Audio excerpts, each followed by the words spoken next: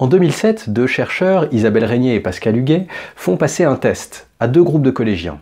Il s'agit de mémoriser et de reproduire un ensemble de figures complexes. Dans un groupe, on présente cela comme un exercice de géométrie, dans l'autre groupe comme un exercice de dessin. Résultat, les filles réussissent mieux lorsque l'exercice est proposé comme un test de dessin, alors que les garçons réussissent mieux lorsque l'exercice est proposé comme un test de géométrie.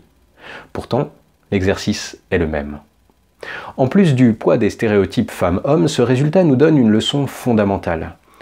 Vos compétences sont importantes, mais ce qui fait la différence, c'est votre capacité à croire que vous pouvez réussir.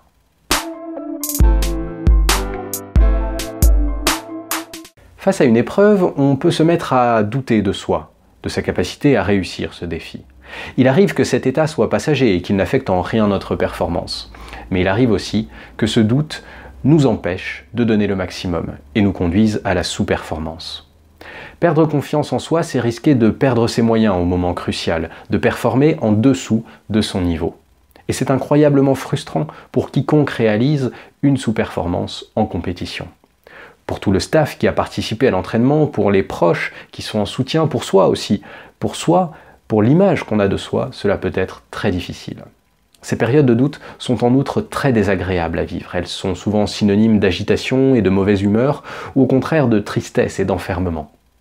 Alors, comment éviter ces pertes de confiance, si dommageables pour la vie quotidienne comme pour la compétition? Le manque de confiance en soi est une condition qui peut arriver à tout âge, à tout niveau et dans toute discipline. Lorsqu'on perd confiance, le cerveau est envahi de doutes. Est-ce que je vais vraiment pouvoir le faire? Mais aussi d'autocritique. Je suis moins bon que les autres, moins bon que les autres compétiteurs. Alors, pourquoi ces pensées apparaissent-elles? Eh bien, face à un défi, notre cerveau va se projeter et analyser nos chances de réussite. Pour cela, il va tenir compte de paramètres très nombreux.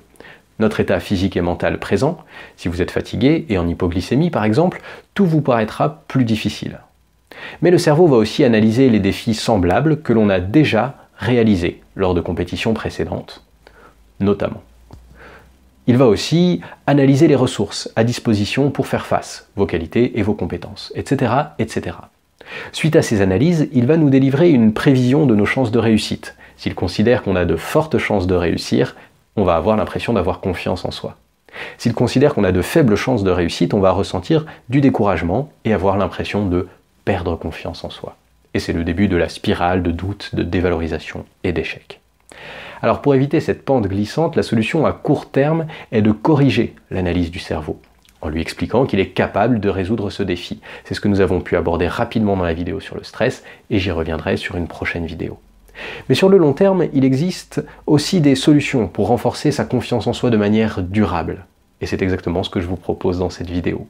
Mieux comprendre la confiance en soi pour la développer étape par étape. Premier aspect, le mécanisme de la confiance en soi. La confiance en soi est un concept dont on entend parler très régulièrement, et généralement pour la présenter comme un atout absolu dans la réussite. Pour réussir, tu dois avoir confiance en toi. En faisant cela, on oublie de préciser qu'il n'y a pas une confiance en soi, mais des confiances en soi. La confiance en soi est une caractéristique qui varie selon le domaine d'application. Je m'explique. On peut avoir confiance en soi dans un domaine, mais pas du tout dans un autre. Une personne qualifiée de timide, par exemple, manque de confiance en elle-même lorsqu'elle doit s'exprimer dans un grand groupe. Mais elle peut être pleine de confiance en elle lorsqu'il s'agit de piloter un travail en comité restreint.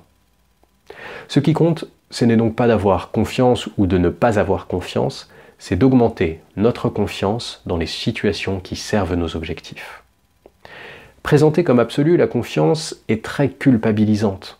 Non seulement la personne qui manque de confiance en elle-même se sent en échec dans son défi puisqu'elle sous-performe, mais en plus, elle hérite d'une étiquette, manque de confiance en soi, qui s'abat comme un couperet et semble la condamner à une vie diminuée. Il faut donc prendre conscience que la confiance en soi est bien une affaire de situation, qu'elle se travaille et surtout qu'elle peut être renforcée. Cette vision appelle aussi à ne pas prendre le manque de confiance en soi comme une excuse facile. S'il est possible d'acquérir de la confiance en soi, alors le manque de confiance ne peut pas être une excuse, ne peut pas justifier l'inaction. Le manque de confiance en soi peut être modifié. Nous reviendrons dans la seconde vidéo sur cette même thématique, sur des moyens concrets d'améliorer sa confiance en soi. Mais pour l'heure, abordons un travail préliminaire indispensable. Et c'est le deuxième aspect, le soi. Pour démarrer un travail sur la confiance en soi, il est important de comprendre le soi, de se comprendre. Et puisque la confiance en soi est une caractéristique située dans l'action, dans un défi, il faut apprendre à se connaître dans l'action, apprendre à se connaître dans le défi. Pour l'athlète, évidemment, le meilleur moyen est d'apprendre à relire ses expériences passées. Repensez à vos victoires. Qu'est-ce qui vous a permis de gagner? Sur quoi avez-vous pu vous appuyer pour réaliser votre performance? Quels sont les atouts qui vous ont permis de réussir? Repensez aussi aux défaites. Pourquoi avez-vous sous-performé? De quoi avez-vous besoin la prochaine fois pour saisir la victoire? Ces questions en apparence faciles sont fondamentales pour toute démarche de confiance en soi. On ne peut pas avoir confiance dans ce qu'on ne connaît pas. Et enfin, repensez à votre parcours de vie. Qui êtes-vous aujourd'hui? Qu'est-ce qui vous a marqué dans votre parcours, en positif comme en négatif? Qu'est-ce qui est important pour vous aujourd'hui?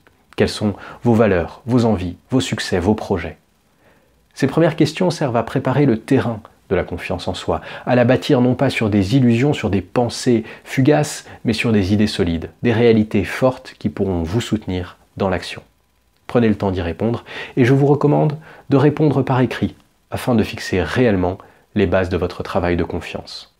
Cette vidéo est la première partie qui vous présente donc les deux premiers aspects de la confiance en soi, le fonctionnement de la confiance en soi et la connaissance de soi.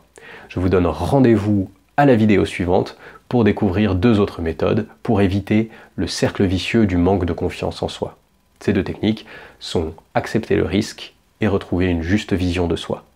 Si vous souhaitez un exercice concret de confiance en soi, vous le trouverez dans le Mental Bootcamp, cette formation gratuite créée pour vous permettre de performer en compétition. Pour recevoir cette formation, eh bien, le lien se trouve en description de cette vidéo. Il ne me reste qu'à vous remercier de m'avoir suivi jusqu'ici.